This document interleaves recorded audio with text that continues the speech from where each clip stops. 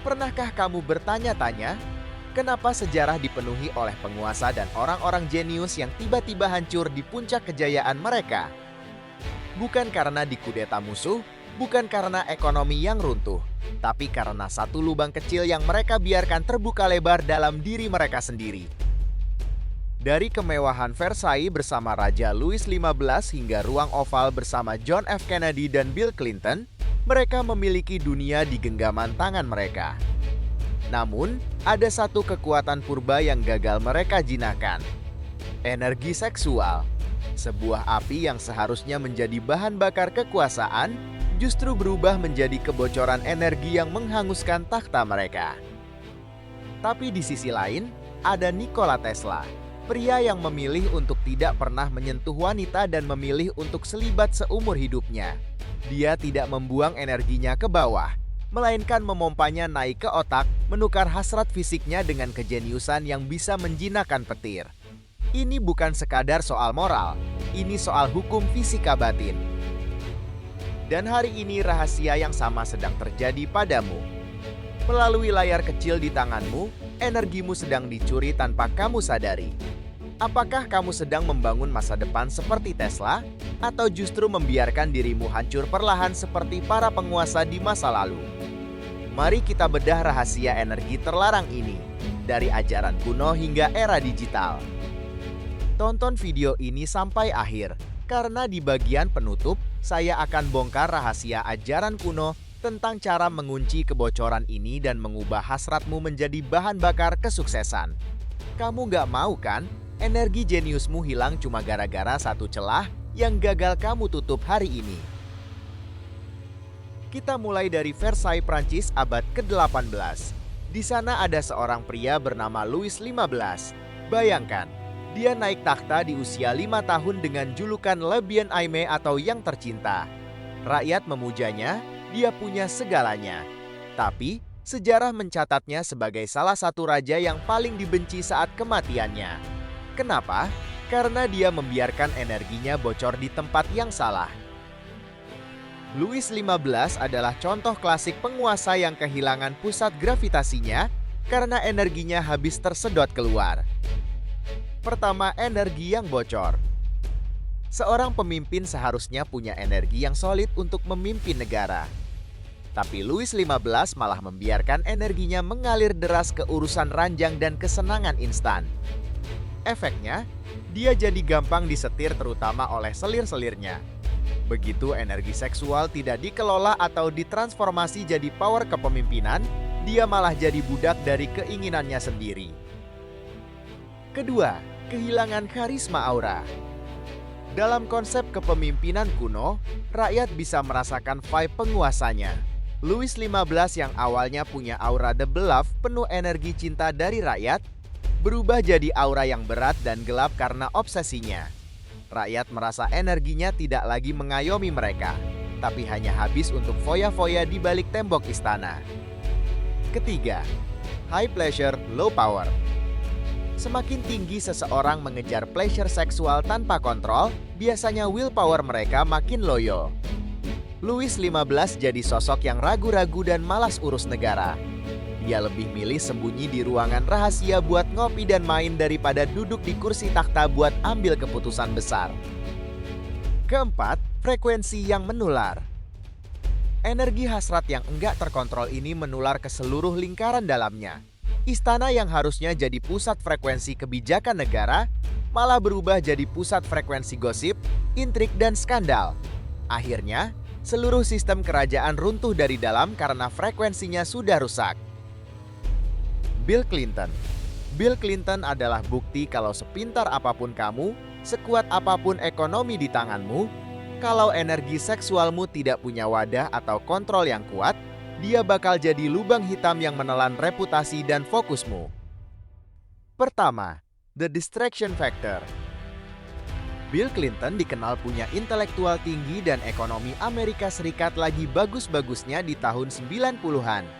Tapi begitu skandal Monica Lewinsky pecah, seluruh fokusnya tersedot. Yang seharusnya energi mentalnya dipakai untuk urusan negara seperti reformasi kesehatan yang akhirnya gagal, tapi malah habis buat strategi defensif, ngurusin pengacara, pemakzulan, dan menutupi skandal. Dan ini yang harus kamu tahu bahwa satu celah hasrat bisa ngebocorin fokus yang sudah dibangun selama bertahun-tahun. Kedua, aura karisma versus otoritas moral. Clinton punya karisma yang luar biasa. Orang bilang kalau ngobrol sama dia, rasanya kayak cuma ada kita berdua di ruangan itu.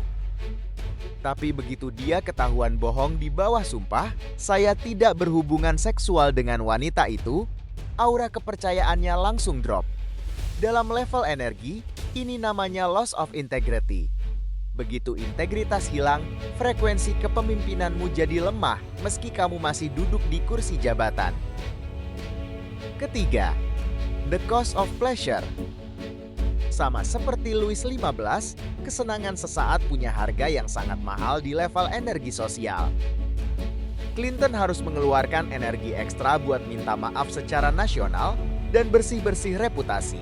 Secara kolektif, energi satu negara jadi ikut negatif karena terus-terusan membahas skandal seks presidennya selama berbulan-bulan di media. Keempat, Li Keqiang berbuntut panjang. Bahkan setelah puluhan tahun lengser, energinya masih sering dikaitkan dengan skandal lain seperti isu hubungannya dengan Jeffrey Epstein yang baru-baru ini muncul lagi ke publik. Ini membuktikan bahwa energi hasrat yang tidak tuntas atau tidak dikelola dengan benar bakal terus membayangi menjadi shadow energy sepanjang hidup seseorang. John F. Kennedy.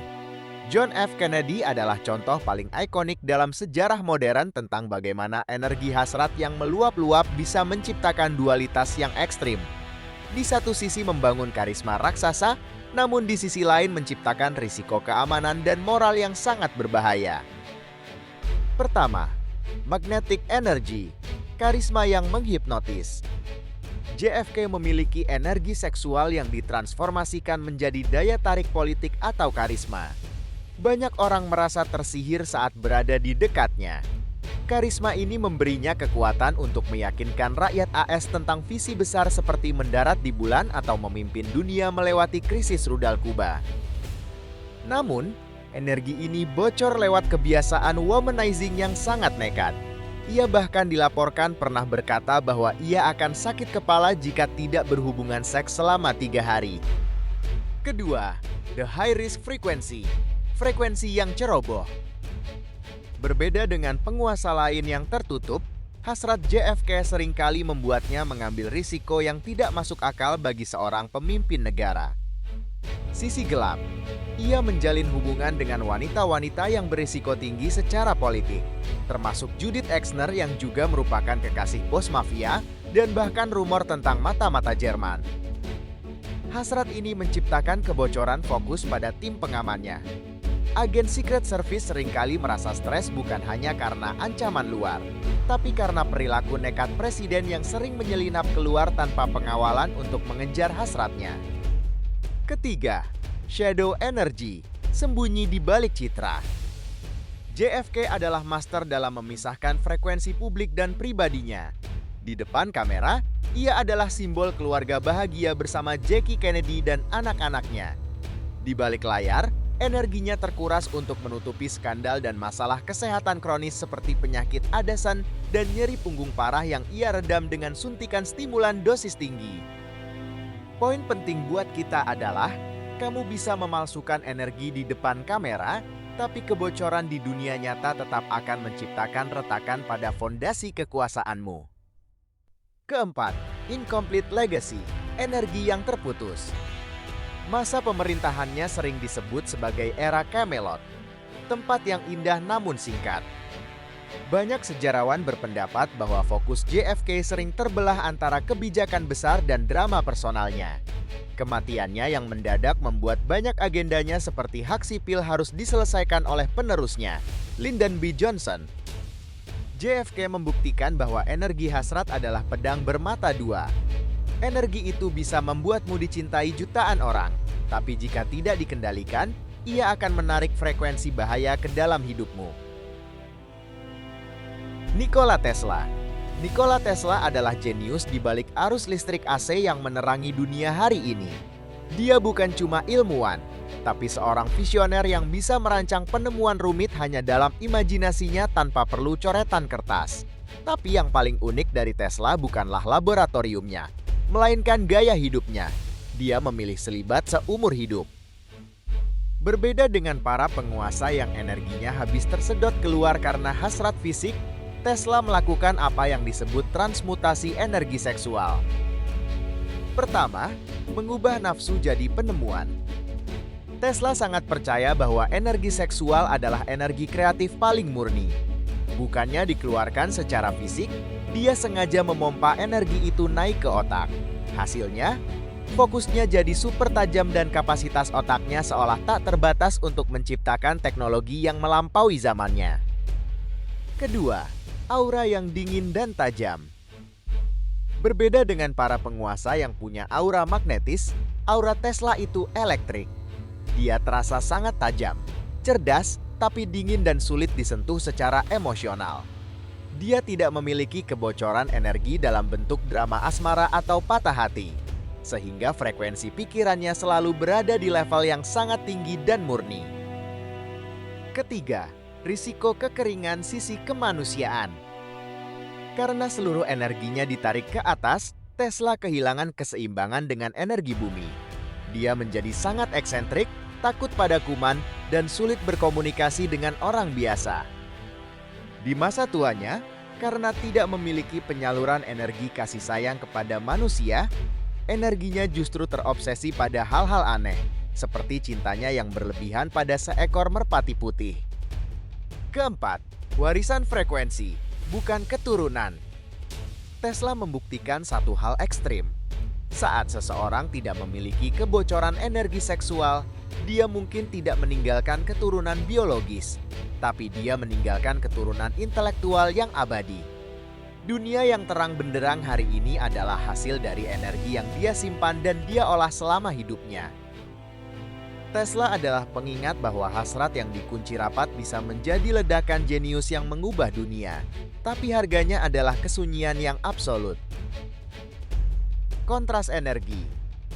Pertama, kebocoran versus pengalihan. JFK atau Louis XV, mereka membiarkan energi seksualnya keluar secara fisik. Dampaknya, fokus mereka terbagi antara urusan negara dan urusan ranjang. Tesla memilih untuk selibat seumur hidupnya. Dia percaya bahwa energi seksual adalah energi kreatif yang sangat kuat. Alih-alih dikeluarkan, dia memompa energi itu naik ke otak untuk menciptakan penemuan. Satu orang menghabiskan energinya untuk menaklukkan wanita, yang lainnya menggunakannya untuk menaklukkan petir.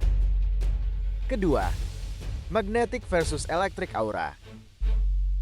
JFK punya aura magnetis yang menarik orang untuk mendekat. Energinya terasa hangat, menggoda, dan manusiawi. Tesla punya aura elektrik yang dingin dan sangat tajam. Orang merasa segan dan bahkan takut karena fokusnya yang luar biasa. Dia tidak butuh pengakuan orang lain. Dia hanya butuh hasil dari pikirannya. Hasrat yang disalurkan ke fisik menciptakan selebriti. Tapi hasrat yang disalurkan ke pikiran menciptakan jenius. Ketiga, risiko dari kedua sisi.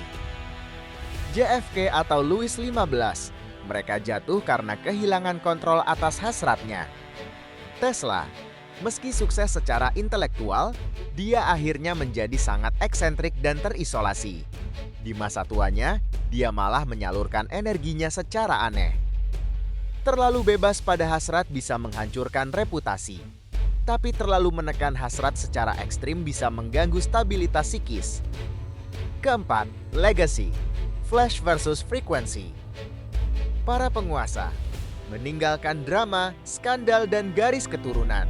Warisan mereka seringkali bersifat duniawi dan politik.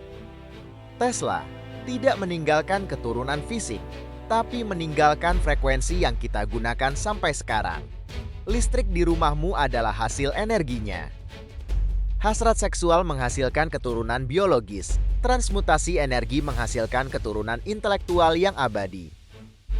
Pertanyaan untuk kalian, mana yang lebih berbahaya? Pemimpin yang energinya bocor karena nafsu, atau ilmuwan yang saking kuat energinya sampai kehilangan sisi kemanusiaannya? Tulis jawabanmu di kolom komentar. Mungkin kita bertanya-tanya, dari mana ide transmutasi atau kebocoran energi ini berasal? Ternyata para leluhur kita ribuan tahun lalu sudah punya peta rahasia mengenai hal ini.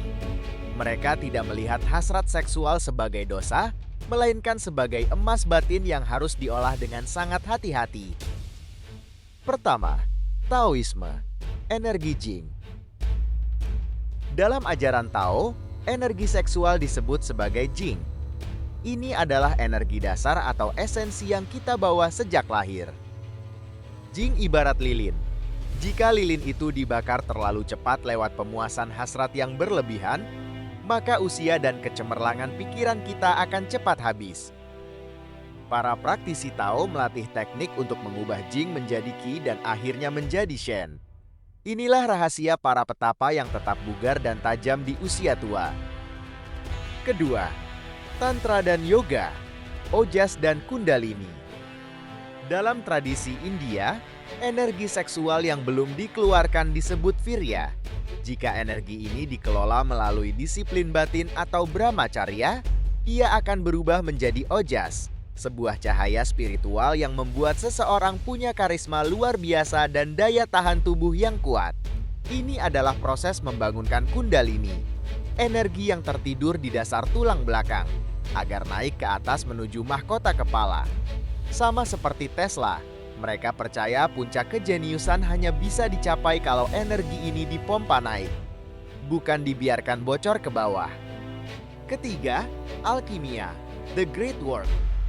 Para alkemis kuno sebenarnya tidak hanya mencoba mengubah timah menjadi emas secara fisik, tapi secara spiritual. Emas yang mereka maksud adalah kesadaran murni. Mereka memandang hasrat seksual sebagai api bawah yang harus dijaga agar tidak padam, tapi juga tidak boleh membakar tungkunya. Api ini digunakan untuk memasak jiwa agar mencapai tingkat pemahaman yang lebih tinggi. Ajaran kuno memandang kita sebagai baterai. Seks yang tidak terkontrol adalah konsleting, sedangkan transmutasi adalah pengisian daya cepat atau fast charging untuk otak.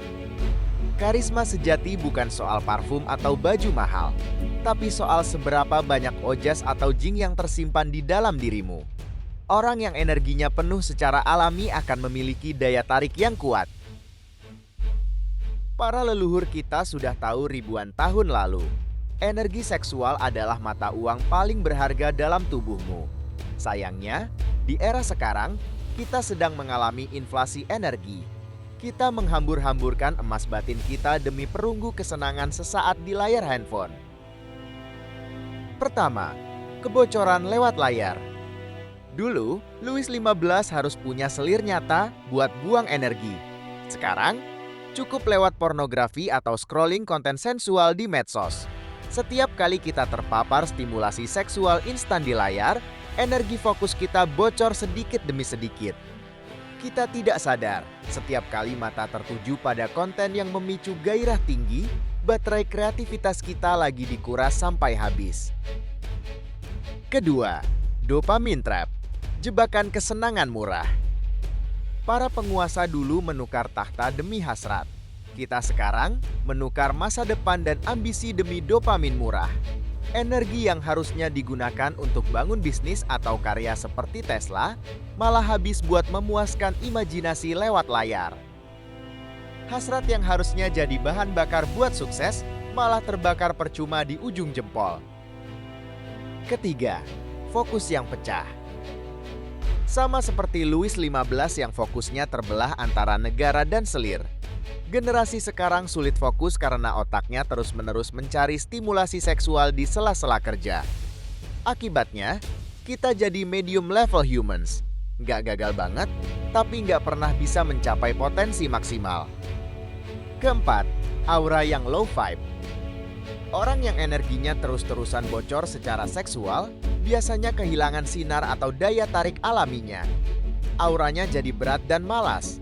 Kebalikan dari Tesla yang auranya tajam, Orang yang bocor energinya di era internet cenderung kehilangan willpower atau kekuatan kehendak.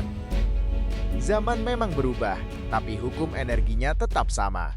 Mau itu Raja Prancis atau kita yang cuma main HP, hasrat yang tidak terkelola adalah pencuri fokus nomor satu. Jadi coba cek HP dan pikiranmu hari ini. Apakah kamu sedang membangun frekuensi masa depan seperti Tesla? Atau justru membiarkan energimu bocor lewat lubang-lubang kecil di layar? Tapi, apakah untuk punya energi besar kita harus jadi jomblo seumur hidup? Atau menutup diri dari dunia seperti Nikola Tesla? Jawabannya tidak. Ada satu sosok yang membuktikan kalau kamu bisa punya kehidupan normal, punya keluarga, bahkan memimpin kekaisaran terbesar di dunia, tapi tetap punya kontrol batin yang baja. Inilah sang kaisar filosof, Marcus Aurelius. Pertama, energy mastery.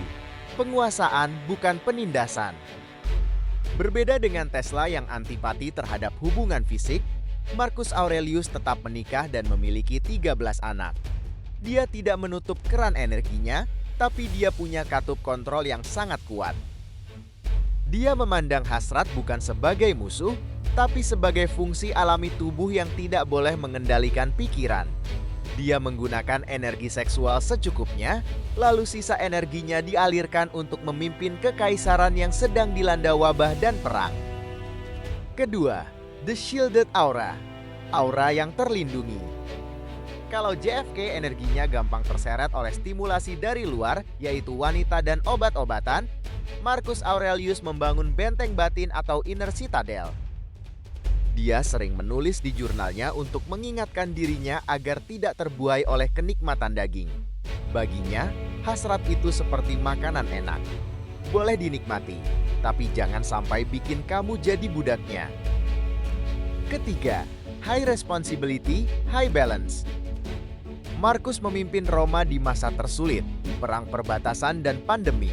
Tapi dia tetap stabil secara mental.